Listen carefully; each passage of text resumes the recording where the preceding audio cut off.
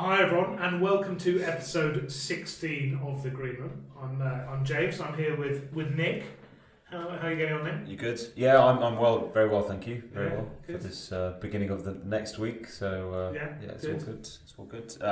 Did we get cut off in episode 15? We did, because someone, and I'm not naming names, Nick, was in charge of video. Yes. And that person, Nick, screwed it up. So Actually, after the blame came on me, I tried to deflect the blame by writing a really complicated letter to my manufacturer. They're still yet to give me a response though. So fine. But the audio is fine. So if you're watching us on YouTube, then it would have been cut off last week. But if you listen to us on how can you listen to our podcast? So you can find us on very many avenues. The way I do these things always is when I forget, I go onto the Green Age website, which is www.thegreenage.co.uk. I move my cursor up toward the top, next to the energy saving guides. Right next to it is a link to all the blogs. Scroll down and you can find us on TuneIn Radio. TuneIn Radio. Sorry, I said that wrong the fourth time. You can find us on the Apple format, whatever that is. Apple Podcasts. Yep, never use Apple. And for me, Spotify is my. Do you think if you had used Apple, potentially we would have got the whole video captured? I don't know. I can't name any manufacturers. Anyway, so you basically you can hear us, you can watch us on various different mediums. So this week we are talking about the Smart Export Guarantee. So this is I think it's more of a proposal at this stage, but this is... Yeah, it's gone through consultation. So this is what the government have brought in to replace Feed-in Tariff. So do you want it's probably worthwhile talking about Feed-in Tariffs. Remind our listeners and viewers of Feed-in Tariff highlights. So Feed-in Tariff highlights, it was introduced around 2010 as legislation. I think sort of towards the end of the year it actually got enacted. I think commercial might have been a few years just before it. But anyway, so the idea is basically towards the end of the previous decade. They're going on into the 2010s. And then basically, it was just finished, I think, 1st of April this year in terms of some of the most of the elements to it. It basically covered all types of renewable electricity generating sources. So like your biomasses, electricity ones, wind power. You're feeling a bit Monday morning. Bit Monday morning, yeah. So sorry, I was crossing over to RHI territory. He's been talking RHI a lot, so confusing the two. So wind, solar mainly. That was a massive kind of boom and bust in the market, I think, sort of around 2011, 2012. Then they had to digress things. Yeah. But essentially, it was... micro-CHP you haven't mentioned, which is your favourite. Micro-CHP, which tends to work better in, I think, commercial applications than domestic. Domestic hasn't really taken off. Anaerobic digestion? Yeah, that's again, another one. But it's not likely you'd have one of those at home. It's not a massive commercial thing. And then the hydroelectric. Hydroelectric, which the technology's been around as well for ages. But again, it's one of those that's kind of limited to the natural resources that you've got. So when really kind of had a take up in hydroelectric dams. But the basis of the feed-in tariff was essentially so you would get paid for generating renewable electricity from whatever, solar panels, wind turbine, whatever. You would be paid for generating it as one part. You'd also be paid for exporting it. And initially, when these contracts were put in place, you could basically have a payment for 25 years. So the price of solar PV was about 13k when it first came out for domestic. Because so many companies suddenly jumped into the market, the price of solar panels dropped significantly. So over the next couple of years, after it launched in 2010-11, it dropped. The amount that you were being paid for generating the electricity dropped significantly. You were still paid a bit to export. So it's important to say the background of why feed-in tariffs came in the first place is so on the back of climate change talks and obligations that we've got towards decarbonising the economy. That's one side of it, but I guess the other side of it is looking at alternative electricity generating sources away from things like coal and nuclear, which would, we've got all sorts of controversies around nuclear power and its cost, and it's not just the cost to build it, but Yeah. the cost to do some, safely dispose of the waste and obviously the way it's been done historically, it's probably not been priced in correctly. But when it's priced in correctly, it does on the headlines of it look quite expensive. Yeah. So those are the kind of the background of the feed-in tariff and how it came to the fore. And then obviously it did encourage massive take-up, right? So which has resulted now, I'd say, to a massive reduction in the cost of these sources. So, but back in 2010, you'd have to say that solar power was quite expensive. Yeah. But then as the policies kicked in, the prices massively dropped, and suddenly, if by taking it away, I think now it economically makes sense for us to do it. But whether it's feasible from a technological perspective, it's another thing, because how many sunshine hours do we have? Agreed. For solar and things like that. But wind's potentially better, but obviously it's kind of intermittencies are the issues. Anyway, so the feed-in tariff was paid. It's a payment, as I said, going for 25 years. It dropped to 20 years. But if you are receiving the feed-in tariff, i.e., if you had solar panels installed before April 1st, and you have a feed-in tariff contract, that will last until it expires. So it's not like the thing we're about to talk about is going to replace people with existing feed-in tariffs. So that's worth mentioning. Yeah, if you signed a contract in 2012 and it was going to run for 25 years, it will run to whenever it finishes, 2037 or whatever it would be. Yeah, so don't worry about that. Don't panic. But basically, so we are now. I think that the key difference between this, this smart export guarantee, is that you're no longer going to be paid for generating, right? You are just being paid for export, and that's an important thing. But should we start going into it? Should we get into the nitty gritty? So I was just going to say, it's, when the feed-in tariff was alive, it's probably not just a fair, but it's an actual criticism of it. The export rate wasn't fantastic. It was way below what the market was buying the electricity for. Yeah. The generation was very, I'd say, helpful, generous. But then obviously that digressed, and then it got to a level where. So how much? So if I'm buying a unit of electricity, remind everyone listening how much you're paying for. I think to a consumer, because a consumer then you price in the kind of the infrastructure costs and all that stuff. So it's around 15p. Yeah. But I think market rate was around 9-10 pence. Yes, but it's still, and then the export tariff rate as part of the feed-in tariff was about half of that. 5.38. 5.38. So literally half of what the market expects. So it didn't quite work. So right, leaving feed-in tariff then, let's move on to this smart export guarantee. So it's for any energy supplier who has more than 250,000 customers, right? So we're talking. Why don't you name those? So I'd say. Test. I'd like to challenge. The big six. Or the big seven. Oh, the big seven. British Gas, British Gas Centrica, Scottish and Southern Energy, Scottish Power. We've got Npower. We've got E.ON. Very good. Last one. Crikey, I always forget the sixth. Sugar. Well, there's OVO. EDF. Oh yeah, that's there it. We go. The nuclear, and OVO. Okay, so these guys basically all, and then again, it's not in play yet, but they will all have to offer this smart export guarantee to their customers, right? So they will have to make it available. So basically, the idea is if I now go and buy solar panels, I get solar panels put on my roof, I've got a nice south-facing roof, it's going to get lots of sunlight, and I decide, right, I'm going to put solar panels on. I can get a contract with the energy company, one of these big energy companies we just talked about, and they will pay me. For exporting every unit of electricity I export. I get paid. Now, one of the biggest things with the feed-in tariff, right, was that when you export electricity and you got paid for it, typically people didn't have an export meter, so they didn't know exactly how much you were exporting. And what they did back in the day under the feed-in tariff was they obviously have a generation meter, right? So you know exactly how much electricity you're generating, and they would literally halve that, right? So they would pay you as if you'd exported half of what you generated. Do you think they also halve the export?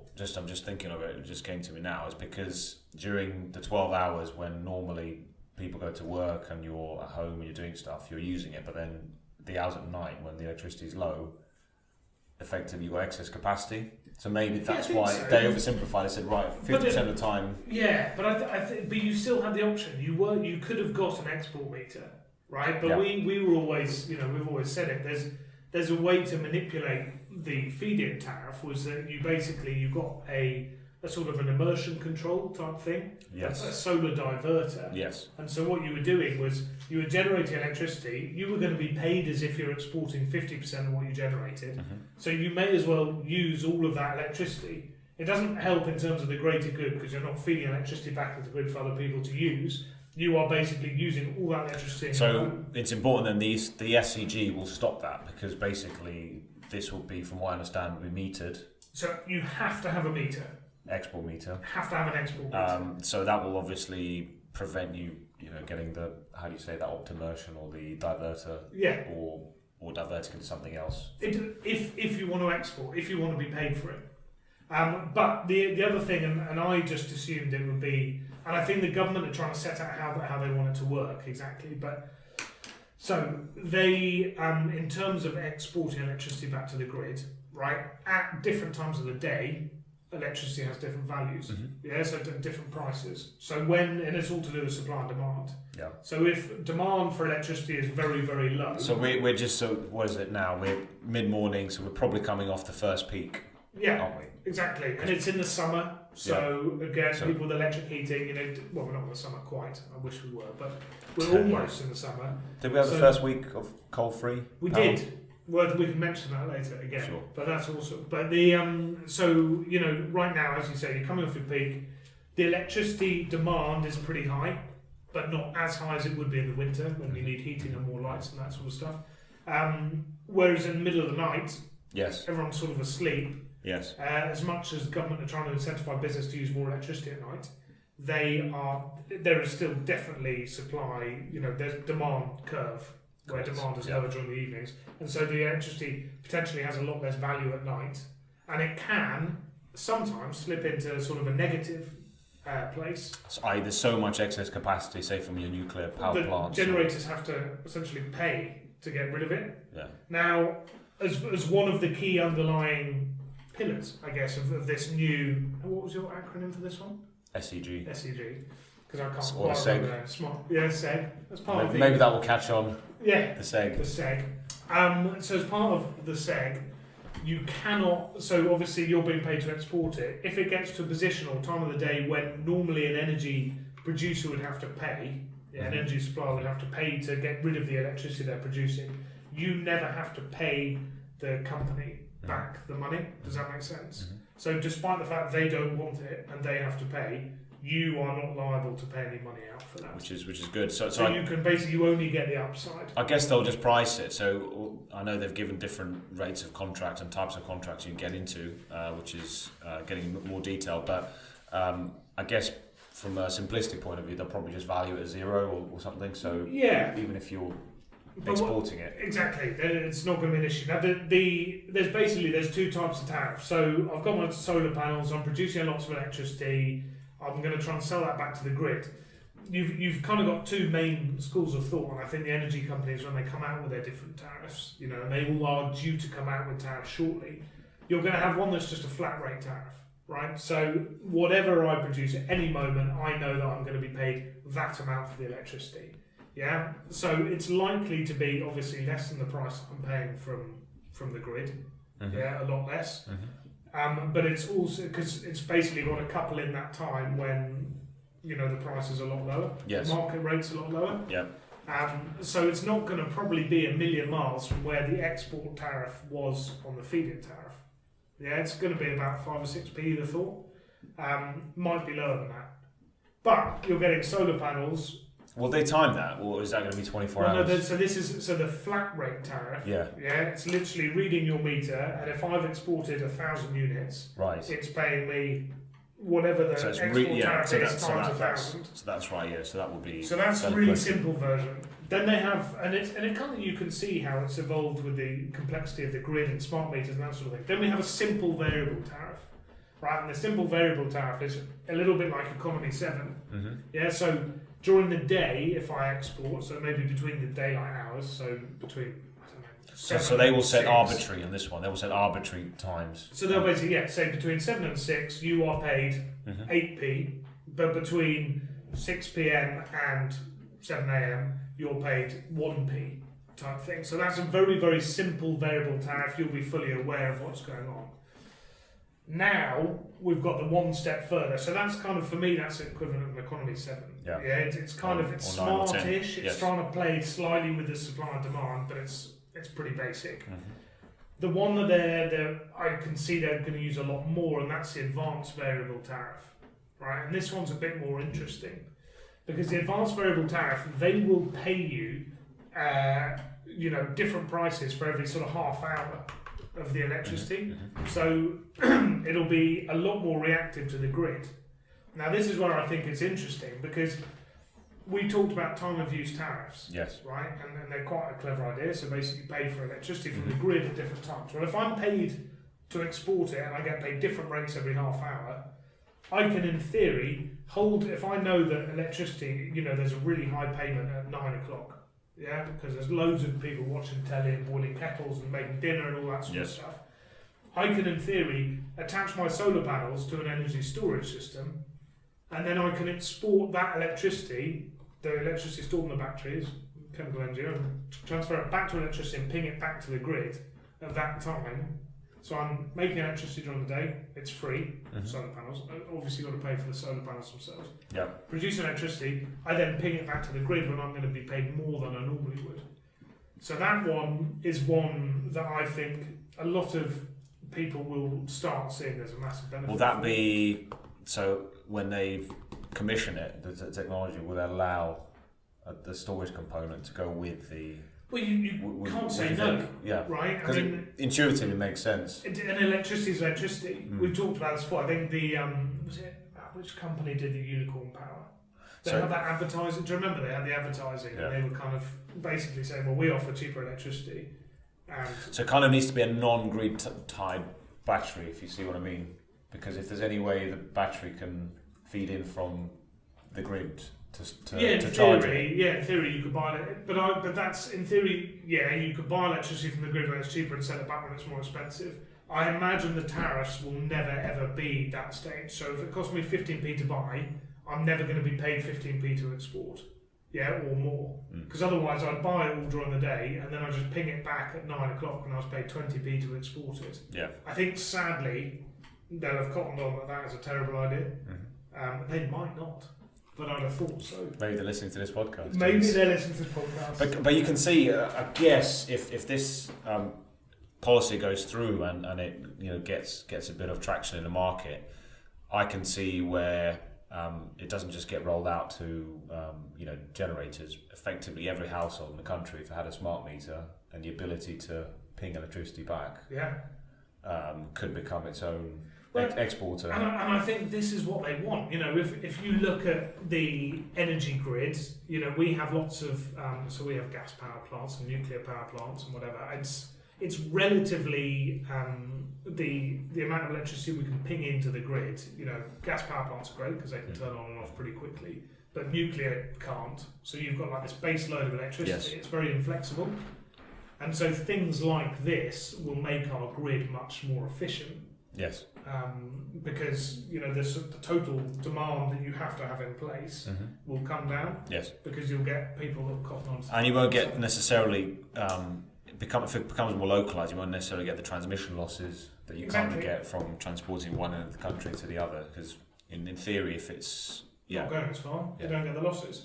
So I actually think this is a really nice, good idea. And I'm normally.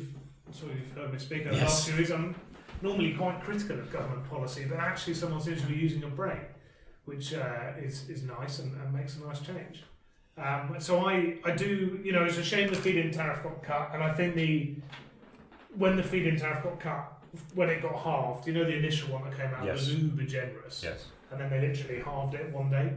I think that killed a huge number of solar companies. Like PV. It's not nice to see. Do you remember going to EcoBuild that first year? Yes. So and like half the hall was taken up by. So they had two halls. So one hall was everything else, and then the other hall was all solar technology. And then the year after that, it just literally disappeared. But also, and that was purely due to the feed-in tariff cut. Half of EcoBuild disappeared as well. Yeah. So I can see that if you get something in this, it's pretty simple. But I can see the number of solar companies out there increasing, which is good for the consumer because it gives them more choice. Yes. Yeah. So because what I've seen is that solar panel and solar installs were very expensive. Yeah, to get a 3.5 kilowatt system may have been 12k in 2011. 2008 to 2011, it was expensive, and then it dropped. I could get a 4k system for $5,500. Yeah, like at the end of when the feed-in tariff was really, really low. Then all the companies just dropped out of the market when they reduced it, and then the solar became a lot less popular, which is what you'd expect. But now we should see new solar installs entering the market. And so, whereas the prices kind of begin to creep up again. Yes. My sister just moved house and they've got some solar quotes. Blinking heck. I mean, because I think it's really difficult to find a solar installer now. And so I was really surprised by how much they've gone back up towards the kind of 2008-11 levels. So while it's a good thing, I suppose, if they put this legislation in. It won't necessarily be. I can see it not being the boom and bust, because if you know what the regulation framework is, then companies can deliver to that, because it seems to be, for the first time, it's actually a bit more long term as well than obviously what the feed-in tariff is. And it's forced, right? It's not like they have a choice. They have to, as an energy supplier that has 250,000 customers a year, so one of these big 6 or 7, they have to offer these tariffs. Yeah. And they'll offer the sort of fixed one which we talked about, where it's a single price. They'll offer the variable one, or the even more complicated variable ones. I think this is really going to change the solar market. As a small time generator, you can really plan, I suppose, the project. So if you're doing, I don't know, bits and pieces to a house or commercial properties, you were saying a big, southerly facing roof. If you're looking to retrofit that, if you have a framework to work towards, you can go, well, actually, if I put this roof in, I know I'll probably get half of it back. So actually, I'm going to replace it anyway, but it's quite nice to know that 50% of it will pay for itself. I think the one downside, there's probably lots, but I haven't spotted them, but the bigger downside is that the feed-in tariff was guaranteed for 25 years initially, and then 20 years, right? So I could basically predict what I was going to make if the sun shines in the normal way, during the summer months, etc. I knew what I was going to make.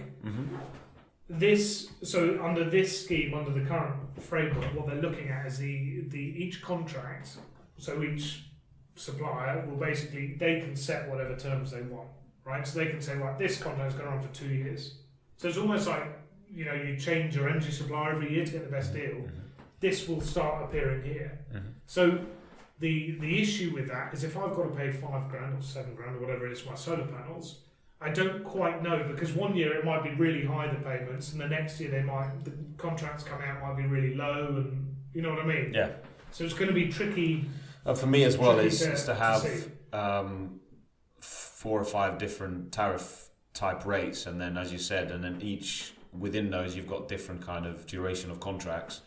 So for me would be to move to this advanced variable over time as the standard, just to simplify it. Because you can just see how. But it makes it more complicated for people. Yeah, if I can lock something in on a standard tariff where I know exactly what I'm going to be paid per kilowatt hour for the next 3 years. It does, but if we're all serious about demand responsive grid, surely we need the ultimate standard, and then everyone to move over time towards it. But John Smith, who lives in his house and doesn't care about such things, he just pays his energy bills every month, and he has got solar panels because he wants them. Is he going to really want to kind of get to this advanced variable tariff that's quite complicated? He needs to know when to export it and all of this sort of side, and battery storage. You need the technology around that to support it. That's what I mean. It needs to, it's sort of like a solar optimizer that moves electricity. You need one that it's tuned in to what tariff you're on, and then it will export the battery. But in theory, if everyone's moving on to time of use tariffs, if that's the aim, surely that's the kind you need to then match how you buy the electricity as well to how you consume it. So for me, it would be come in with a different flexibility of contracts, but then over time, go for the best in class. Yeah, no, good. And but the other thing just worth mentioning is that the current suggestions of how this system is going to work. So the Smart Export Guarantee, or SEG, is going to work. They're basically saying that the energy company has to pay you above £0 per kilowatt hour. I.e., it could give you 0.01p. Exactly. So this is a difficulty. Just because they're obliged to pay you, they haven't said right. The lowest figure we're going to offer, they have to offer you 4p per kilowatt hour. It just has to be above 0. So they might offer 1p, which would make it therefore a lot less effective than. Do you think they'll go on to something? You remember the Eco was auctioned? Remember they went to kind of like blind bids? Yeah, I think so. I think they will be encouraged via government push. Yeah, so nudging them in the right direction. But they will have to put a baseline in of it'll have to be more than 3p at some point. They might not initially. They might just see if the market finds a position. Yeah. But if I'm an energy supplier, so I'm npower, for example, I don't really want to pay people money to produce electricity. There's nothing in it for me to do it. No, there isn't. But I suppose if you're the likes of who's this, EDF. Yeah. So if you're, I don't know, current, how do you say, your assets are nuclear power based, and on the other hand, you can see, well, because actually they make quite a lot of money through generation, but maybe that's maybe the way the energy companies are looking at it. Maybe they're thinking actually instead of billions and billions of pounds onto new power plants, they buy electricity from small generators and flip or double their money. Or they just move on to a retail model, so rather than being generators and retailers, and move on to a, I don't know. But hopefully they don't take their eye off the fact we do need some base load in the grid. Yes, we do. Because otherwise we're all a bit stuffed. So anyway, but it's important to say it's consultation. So does it? Can anyone feed back to the consultation? I didn't read. I imagine they can, but like every. Is there a deadline for it, Harry? Not that I know of. I think they're hoping for it to be in place in the next couple of years, but we'll see. Well, if they want to talk to us, if they want to talk to the energy experts of the green age, they know to find us. So, if you want to, if you're excited about what we've been talking about, what do you need? What's the checklist of what you need to do this? Yeah. So this is the problem, because it's consultation. None of this is written down. It's not, in legislation yet. So I would say there's 3 main things that you need if you wanted to do this, which is one, a smart meter, one that can show export rates every half hour. That's a requirement they've put in. Or technically, it doesn't need to be a smart meter, but for all intents and purposes, smart meter. Obviously your microgeneration of choice, pretty much most people that's going to be solar PV, but there are those other ones. A little river at the end of my garden. Yeah, we might see an uptake in the others. Exactly. And also, if you want to do the advanced rate thing, which presumably is going to be how people are making the most money off it, battery storage, which is going to be interesting to see how that industry is affected, because battery storage is expensive. Yeah, no, it should drive uptake. The issue though is, do you want to invest in that before this has become legislation? Technically, how do you say it's gone into legislation? Is that how you say that? They will backdate it. They've said that if you install your solar panels and whatnot now, and then this comes into effect in 2 years, you can still kind of you can then sign up. It doesn't have to be. Annoyingly, and I'm going to sit on the fence here now. I wouldn't get solar panels installed now. If I want solar panels and want to produce electricity, awesome. Go ahead and do that. I think they're a really good idea. Relying on this to fund it until I know where the levels are going to be, how much I'm going to be paid, is not something I probably would do. So they need to move. And obviously, there's that thing that you mentioned, with the level of solar panel companies in the market and the fluctuating price due to feed-in tariff ending. When this comes in, lots more solar panels, lots more. I hope so. Listen, I think it's a great idea. I mean, the uptake under the feed-in tariff took it from a kind of a technology that, maybe early adopters, I know solar's been around forever and a day now, but early adopters jumped on it. But because of the feed-in tariff, lots of normal people were like, I want solar panels. So is there any export at the minute on the FIT? Or is it complete? Is it just a generation part? Sorry, On the feed-in tariff? Yeah. No, you get export. So you can get a solar system now. No, because the feed-in tariff's dead. So you can't get any export at all. You don't get any. So if you get solar panels today, you don't get anything.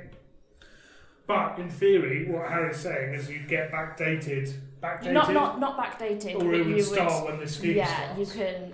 You don't need. It doesn't need to be installed I wouldn't touch it.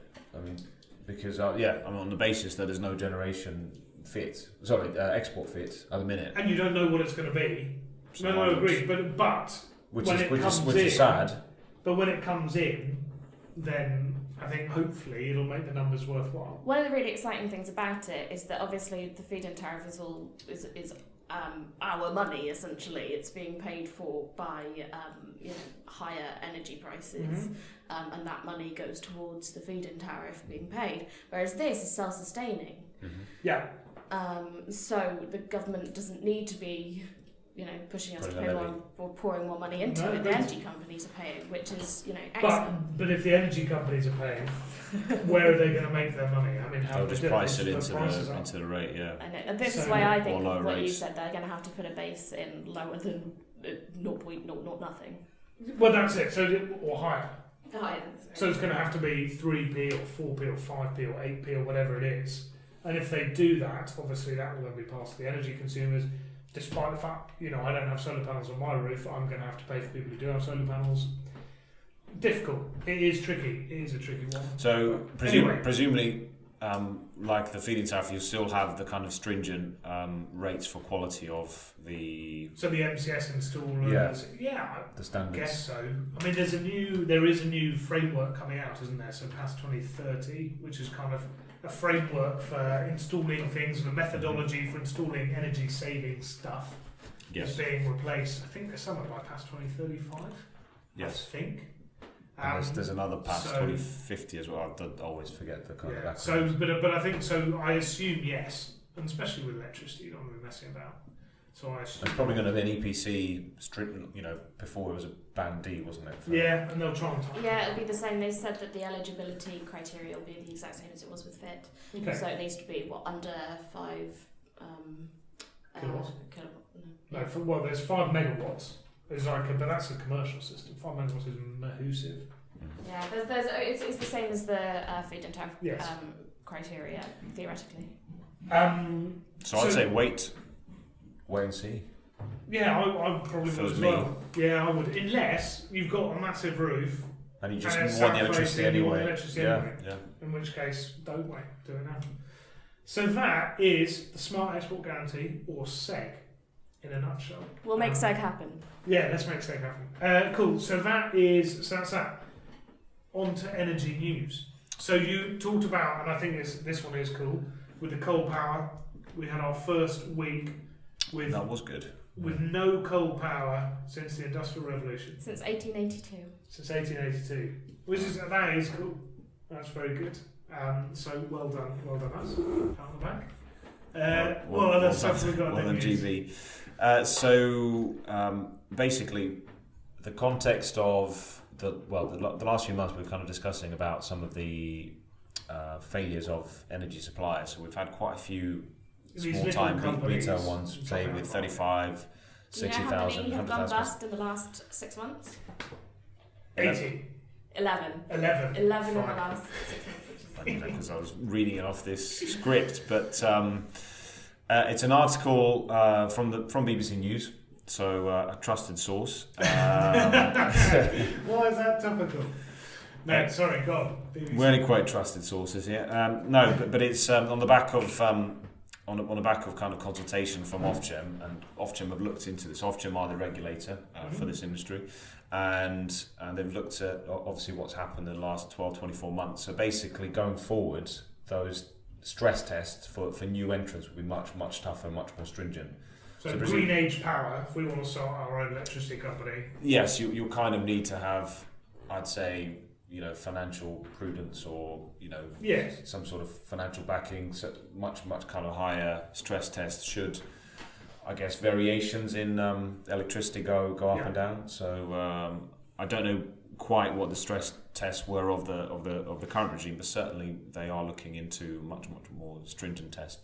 Because at the minute, so say Did your one go bust and you had to go to British Gas? The one I used to have went bust. But you changed. You swapped already. What should you do if your energy company goes Don't bust? panic. Don't panic. Just no. I did. What do? You just sit tight.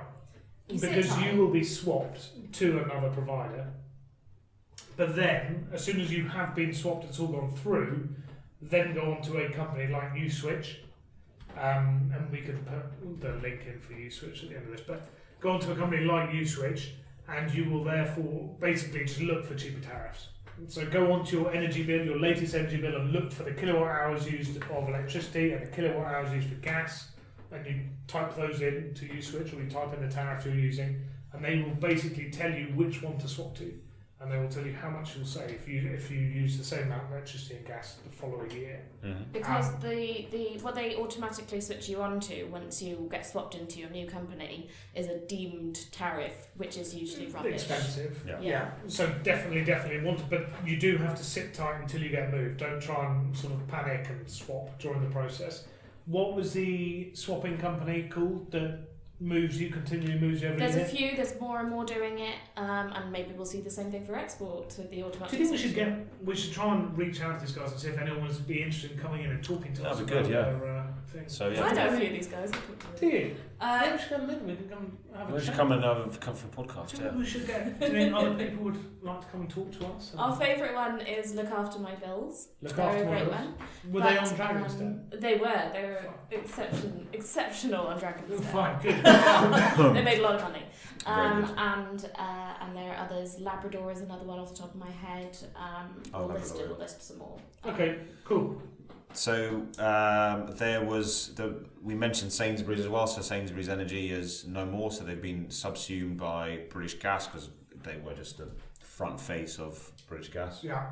Do you want me to list a few of the ones that have gone bust last 6 months? Yeah, go on. Brilliant Energy, Our Power, Economy Energy, One Select, Spark Energy, Extra Energy, Snowdrop Energy, UCO Energy, Electrophase. They've all got great names. Awesome names. I know. That's cool. Because Spark was quite a big one. That's the one that stood out. I know when I was doing a lot of those Green Deal reports, a few people kind of gave me those bills, and so they had they had 290,000 customers who then got moved over to OVO. Cool. But also, one of the criteria they've said now is good customer service. So a lot of those companies, not only the financial prudence side, but a lot of them didn't have great customer service. So that's one of the things that's being tightened up, is that they have to prove that they can provide good customer service. And the directors and proprietors are fit and proper. So we can't have one then. Any other news? I think that's it. You don't. So just remind people, Nick, quickly, because I like hearing you pronounce some of them. Where if I didn't go on the Green Age website and click on the podcast button and download, where would I be able to find our podcast? So you can find us on Stitcher. It's one we forgot earlier. You can find us on TuneIn Radio. Yeah. You can find us on Apple Podcast. Very good. Yeah. One more. Podbean.